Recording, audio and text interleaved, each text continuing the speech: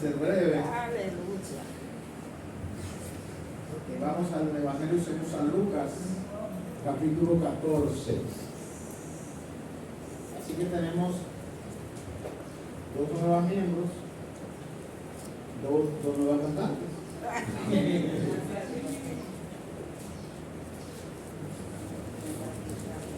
Evangelio según San Lucas, capítulo 14. Vamos a leer desde el versículo 15. Lucas 14, empezando en el versículo 15. Gloria a Dios.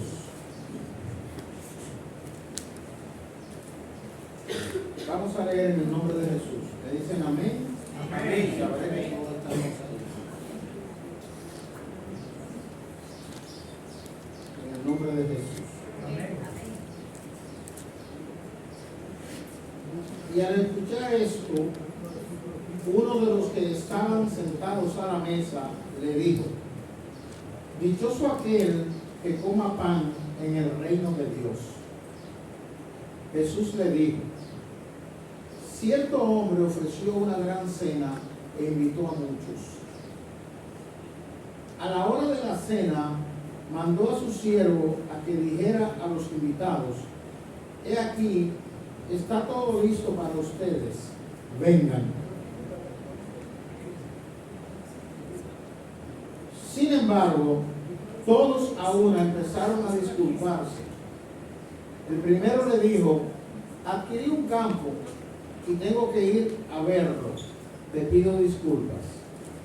Otro dijo: adquirí 5 yuntas de bueyes y voy a probarlas, te pido disculpas. Y otro dijo: contraje matrimonio y por tanto no puedo asistir. Entonces el siervo fue e informó de estas cosas a su amo. Y el dueño de la casa, airado, dijo a su siervo: sal rápido a las plazas y a las calles de la ciudad y trae acá a los pobres, a los enfermos, a los cojos y a los ciegos.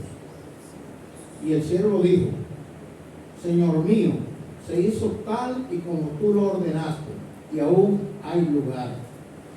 Y el amo dijo a su siervo: sal a los caminos y por los cercados y oblígalos a que entren para que se llene mi casa. Porque les digo que ninguno de los hombres que fueron invitados probará de mi cena.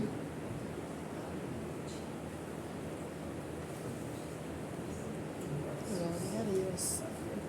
Bueno, vamos a hablar con el tema: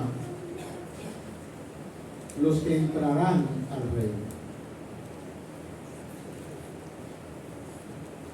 Esta conversación que comienza en el versículo 15, donde alguien dice: dichoso el que coma pan en el reino de Dios, viene de una expresión anterior que está en el mismo contexto, donde Jesús habló sobre la humildad.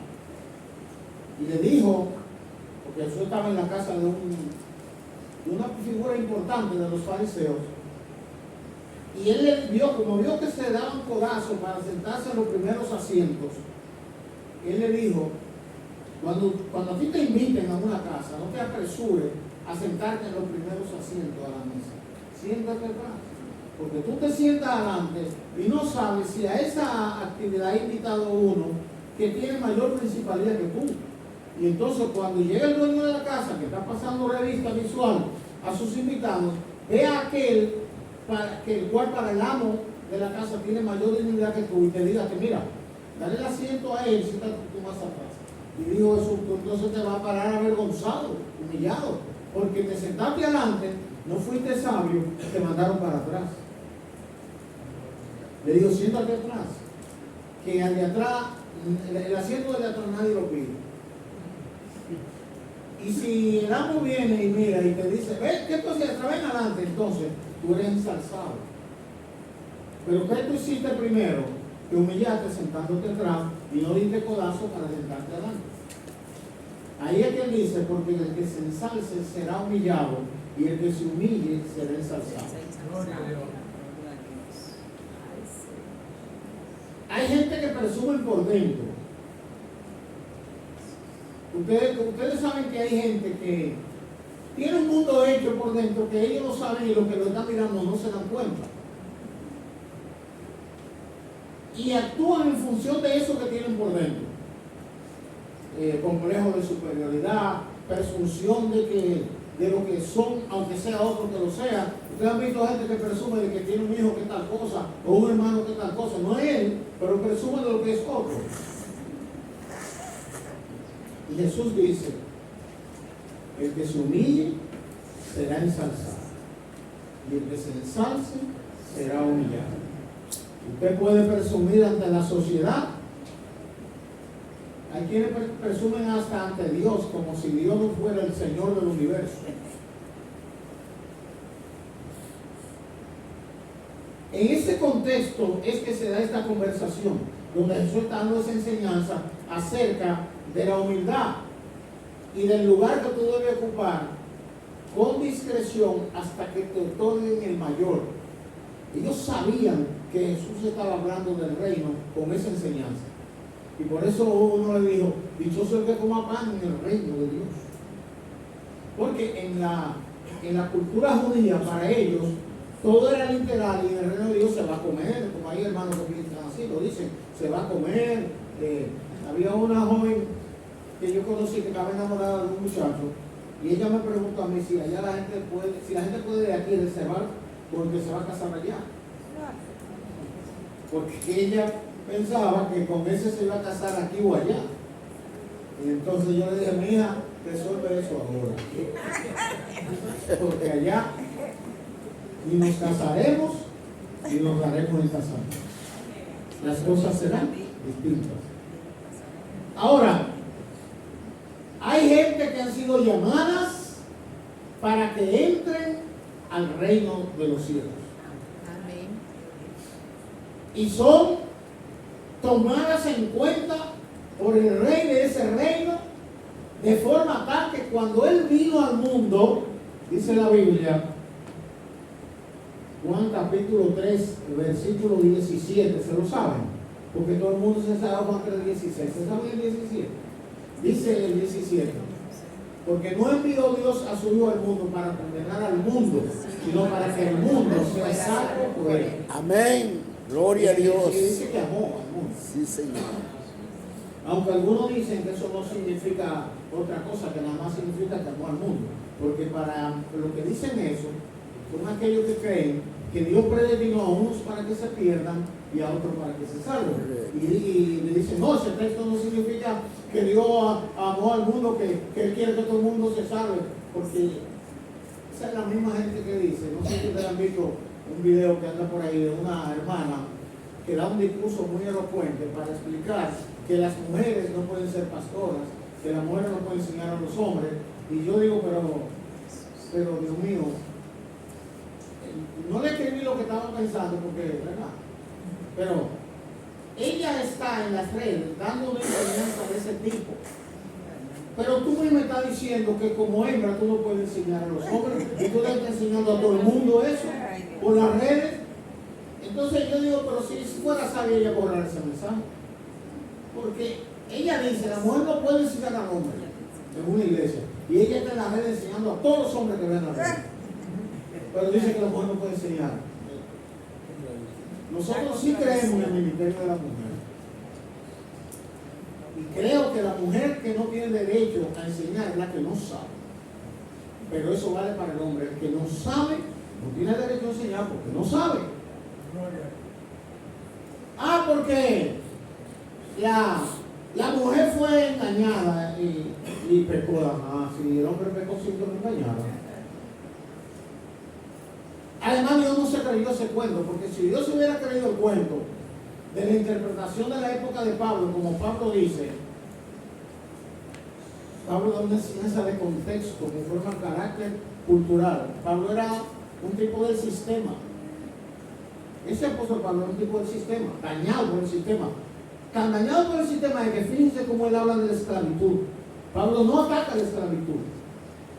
Le dice al esclavo, mantente manso, tú que sirves a Dios, porque... Y eso quiere decir que el sistema esclavista era el proyecto de Dios.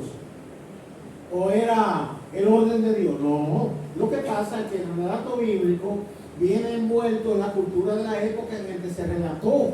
Sí. Comieron como 4,000 sin contar las mujeres y los niños. Porque ese era el criterio, de la mujer la contaban, pero ese no es el proyecto de Dios, esa era la práctica de la sociedad en la que se escribió el texto bíblico. Amén. ¿O acaso si una mujer estudia medicina, yo he dicho esto muchas veces y lo repito porque yo sé que hay muchas mujeres medio intoxicadas con esa teoría, que se cree en la película de que es verdad que no pueden enseñar a un varón porque ellas son hembras, y se cree ese cuento. Si una mujer estudia medicina y así se especializa en cirugía, ¿por qué hembra maneja con menos de 3 años que un varón?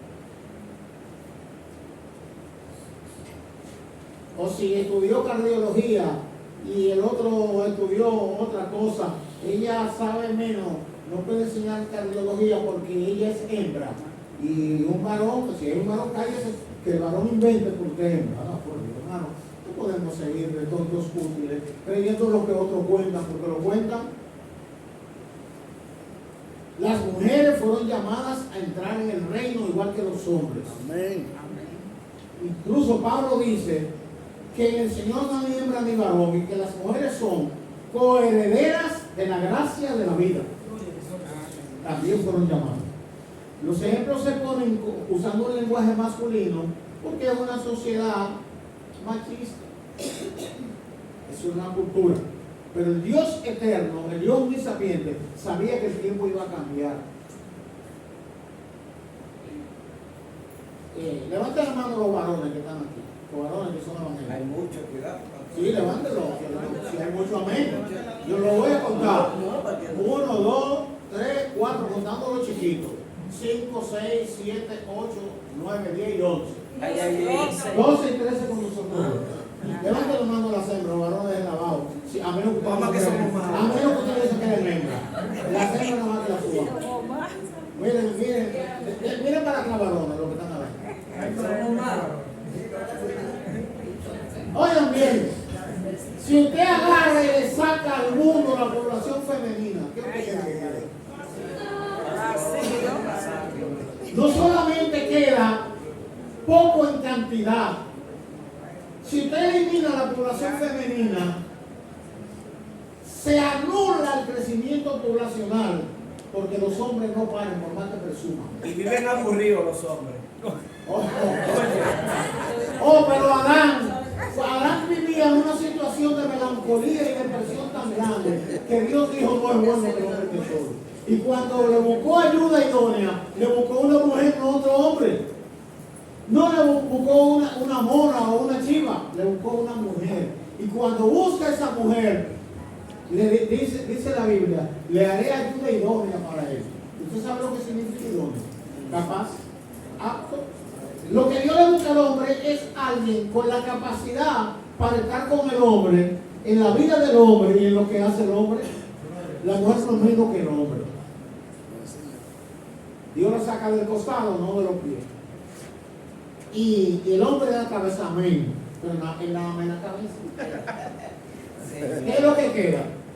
¿Qué es la mujer entonces? Si el hombre solo ve la cabeza. El cuerpo entero. Entonces, ¿cómo vive la cabeza sin el cuerpo? No, Sin la cabeza. Porque el orden de Dios es que vayan de la mano juntos, no que rivalicen. Con esa enseñanza se rivaliza.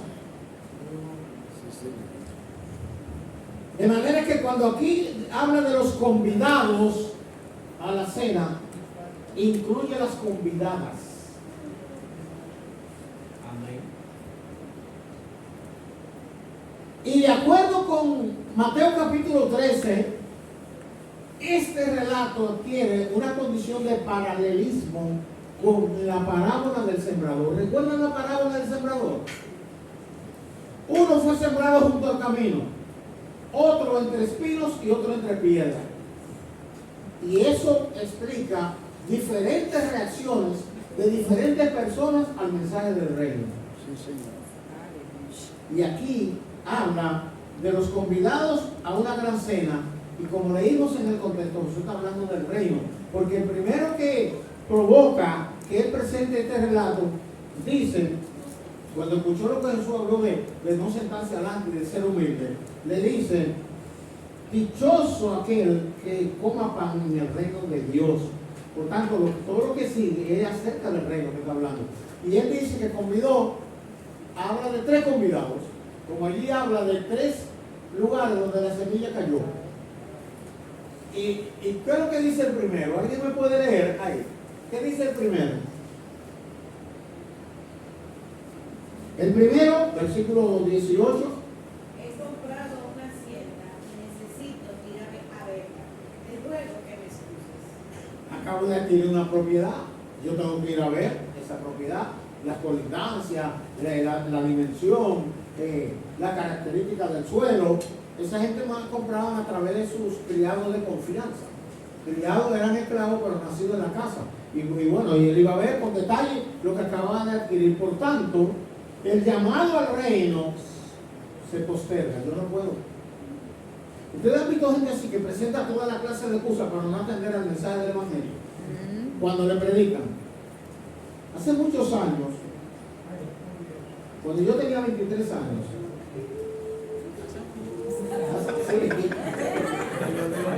hace rato, cuando yo tenía 23 años, yo era pastor. Y había un señor enfermo y alguien me dijo que le fuéramos a predicar, fuimos a predicarle, y él dijo, cuando le hablamos de que le buscara de Cristo, que él dijo, yo sé que lo que usted me dice es la verdad, que no es la verdad, pero todavía yo no puedo aceptarlo porque yo tengo una cosita que arreglar. Bueno, le hablamos de que uno tiene que atender primero la cosa de Dios, pero él dijo, tengo una cosita que arreglar. Pasaron los días y a él vivía en el municipio de Vallejo, en San Juan, y lo llevaron para San Juan, que está a 30 kilómetros, y lo llevaron al hospital, lo internaron, y alguien me dijo, ahora como te va a San Juan, el hombre que usted fue a visitar, ¿está interno en San Juan?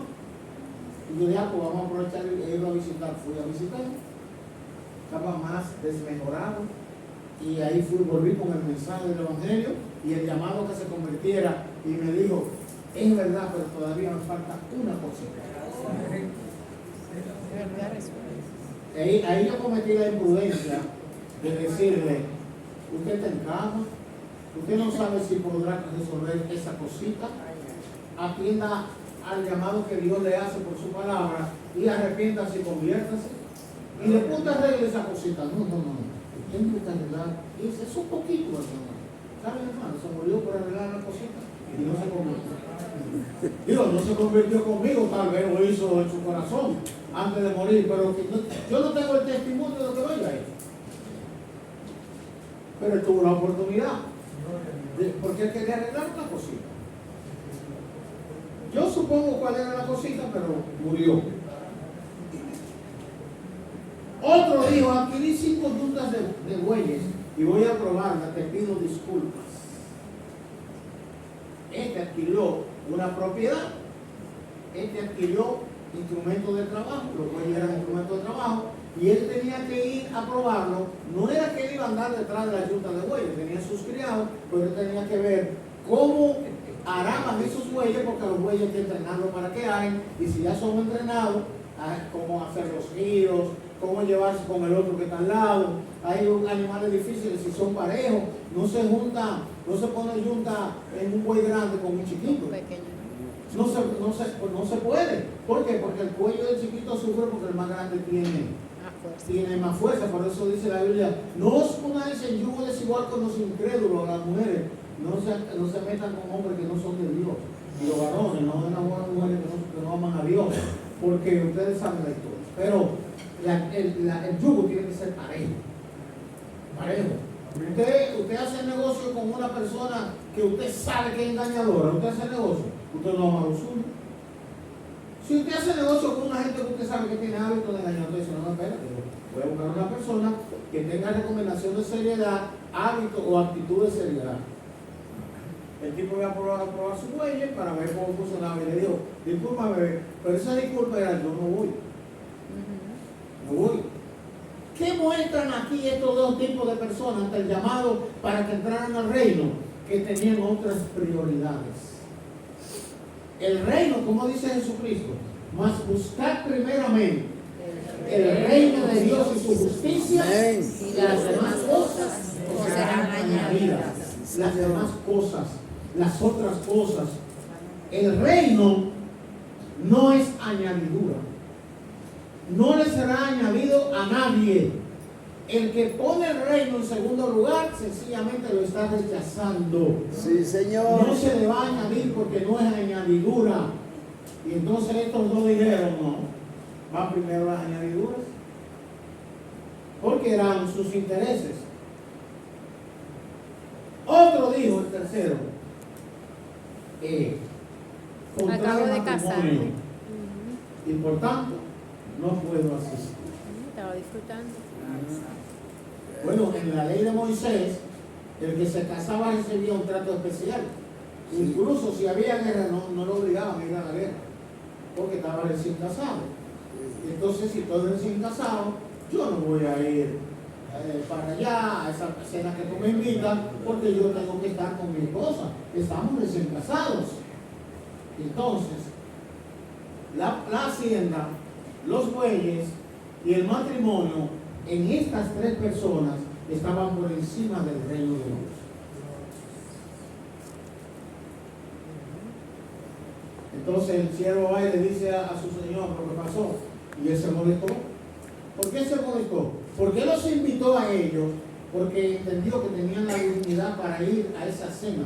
Él los distinguió, él los valoró, y ellos menospreciaron esa valoración.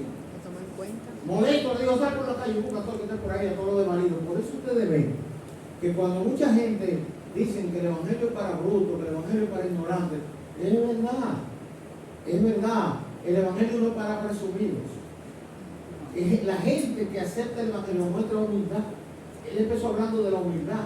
Y a esos que se humillan, Dios los ensalza. Y a los que se ensalzan, Dios los humilla. Sí, Señor. Entonces, hagamos un ejercicio de priorizar las cosas de Dios. Pongamos a Dios en primer lugar. No que usted no haga lo otro, pero denle en primer lugar a Dios. Yo sé que nosotros tenemos una dificultad porque en la escala de valoración de las cosas, lo que, por ejemplo, lo que trabajamos en temas de mitigación de desastres, aprendimos que en la respuesta ante una situación de catástrofe, primero yo. Oiga, ese es el código del rescatista, primero yo, segundo yo, y tercero yo. Porque si yo no tengo esa escala de valor, no puedo ayudar a otro. Ahí, pero en el evangelio no. Primero Dios, después yo. Es así. Entonces, ¿qué lugar le damos a Dios? ¿En qué lugar tenemos nosotros las cosas de Dios? Yo siempre digo que los padres tenemos que ser reflexivos, porque los padres siempre proveemos o tratamos de proveer para las cosas temporales en favor de nuestros hijos, lo cual no está mal. Pero, ¿cuántos de nosotros hacemos planes para la vida espiritual y ministerial de nuestros hijos? ¿Contemplamos la obra de Dios como una prioridad en la vida de nuestros hijos? De la manera que nos preocupamos para que estudien, vayan a una universidad, se hagan profesionales. ¿Hay alguna provisión para lo espiritual? Piensen. Porque ¿de qué le vale al hombre si ganara todo el mundo y perdiera su alma? ¿De qué le vale? Entonces hay que sacar ese espacio. Ellos podían haber dicho, acabo de adquirir eso, pero voy a estar en la cena a tal hora y luego voy a la propiedad. No, ellos dijeron, discúlpame, no voy. Sáquele aunque sea una esquinita a Dios del tiempo que Dios le dio. Que Dios le dio a usted el tiempo. Saque una esquinita para Dios. Saca un tiempecito para la oración, un tiempecito para la lectura de la Biblia, un tiempecito para hablarle a otros acerca del Evangelio. Porque Lo primero debe ser lo que es primero. Y lo que haya ido viene después. Dios le bendiga. Amén.